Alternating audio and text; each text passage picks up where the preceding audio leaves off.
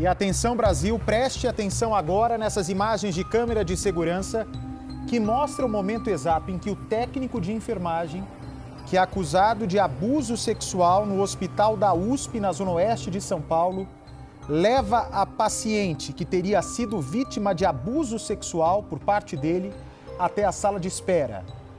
Esta imagem exclusiva que você está vendo agora é a maior prova que a Polícia de São Paulo tem em mãos para esclarecer o possível abuso sexual que, repito, teria acontecido dentro do hospital da USP, que fica no Butantã, aqui em São Paulo.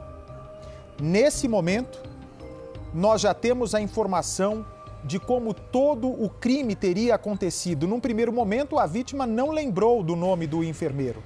Mas agora, a máscara dele, segundo a polícia, pode estar começando a cair. Acompanhe a reportagem. Do hospital, direto para a prisão. O técnico de enfermagem, de 46 anos, foi detido assim que deixou o plantão. Tudo aconteceu dentro deste movimentado hospital, na Zona Oeste de São Paulo.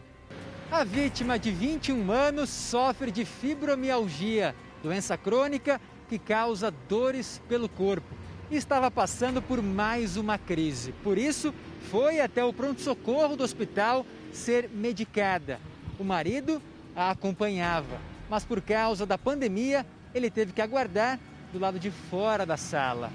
Os dois ainda ficaram em contato por mensagens de celular, até que em um determinado momento, a esposa parou de enviar mensagens e saiu de lá como uma vítima de abuso sexual. É inacreditável, porque a gente nunca acha que vai acontecer com a gente, né?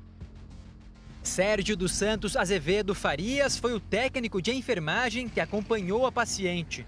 Ele deu um medicamento para a vítima tomar. A paciente ficou em um estado de semiconsciência e não conseguiu se defender do ataque sexual.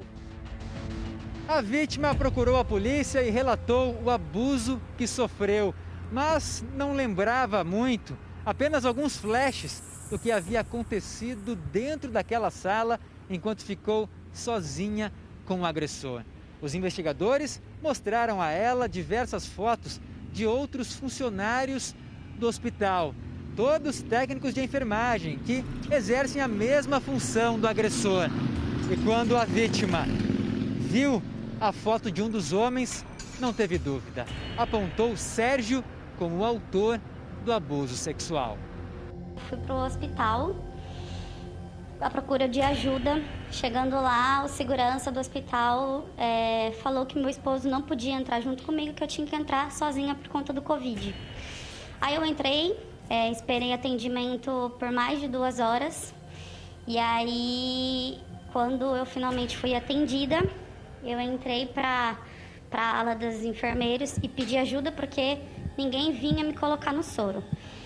Ele veio, me chamou pelo nome e aí ele me sentou na cadeira, colocou o remédio que a doutora tinha passado.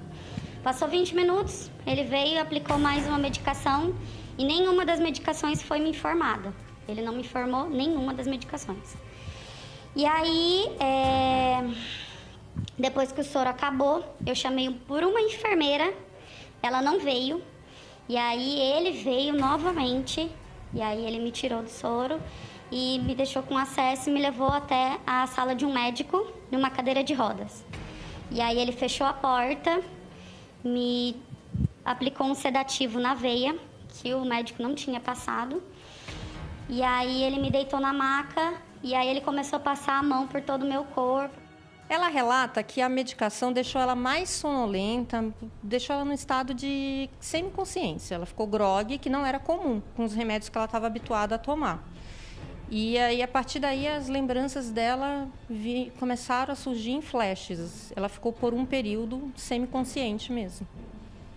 Chegaram a ouvir o marido dela ou esse pós-atendimento? Como é que ela saiu do hospital?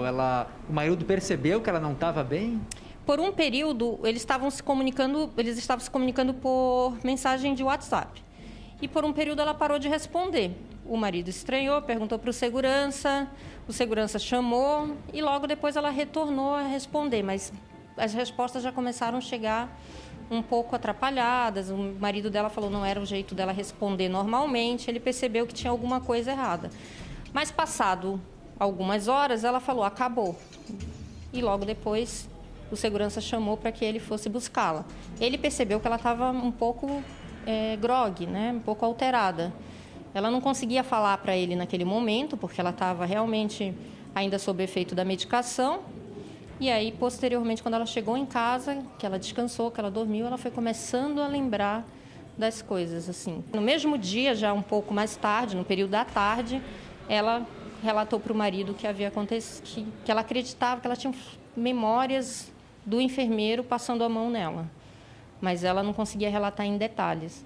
Foi lembrando flashes? Foi por flashes. Ela começou a ter memórias vindo, surgindo, imagens. E aí foi quando o marido e ela decidiram registrar a ocorrência. Como ela relatava que o autor era um enfermeiro, a primeira informação, ela registrou o boletim de ocorrência e a gente pediu a escala dos funcionários naquela noite. Porque ela tinha visto esse mesmo enfermeiro antes de tomar a medicação, porque ele aplicou a medicação nela, e ela lembrava que ele seria o autor dos abusos, que ela lembrava por flash. Então, a gente pediu a escala, com as fotos dos funcionários daquele plantão naquele dia, ela fez um reconhecimento fotográfico do enfermeiro que havia feito o atendimento dela. O marido também, porque ele viu o enfermeiro levando ela, ele também reconheceu o enfermeiro. Antes de ser colocado aqui na carceragem da delegacia, o técnico de enfermagem confessou o crime. Disse que tirou a roupa da vítima enquanto ela ainda estava dopada.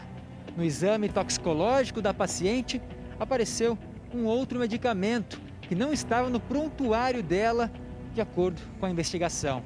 E a polícia quer saber agora se esse técnico de enfermagem dopou a vítima de propósito, com o intuito do abuso sexual. Ele confirma que praticou o abuso sexual dela num dos consultórios. Ele admitiu outros casos semelhantes? Ele deixa em aberto e disse que não se recorda. Nós temos informações de pelo menos mais um caso que ainda a gente está tentando localizar a vítima. De certa forma, acredito que ele também não acreditava que fosse ser descoberto, porque em determinado momento, enquanto ele falou, eu achei que ela estava sedada. Então ele acreditava realmente que a vítima não tinha consciência do que ele estava fazendo. O advogado que acompanhou a família de Sérgio diz que os parentes estão em choque. Ele confessou. Ele é uma pessoa consciente, né? A esposa do técnico de enfermagem trabalha no mesmo hospital, no setor administrativo. Ela e a irmã de Sérgio deixaram a delegacia aos prantos. Desesperadora, né? Desesperadora. Com a esposa, né? A polícia agora investiga se o funcionário do hospital teria feito outras vítimas. Pelo menos uma paciente pode ter sido abusada por Sérgio. Nós temos informações de dentro do hospital, que possivelmente existe pelo menos mais uma outra vítima. Está em investigação ainda, mas a gente acredita que tem até mais do que uma. Com certeza tem outras vítimas.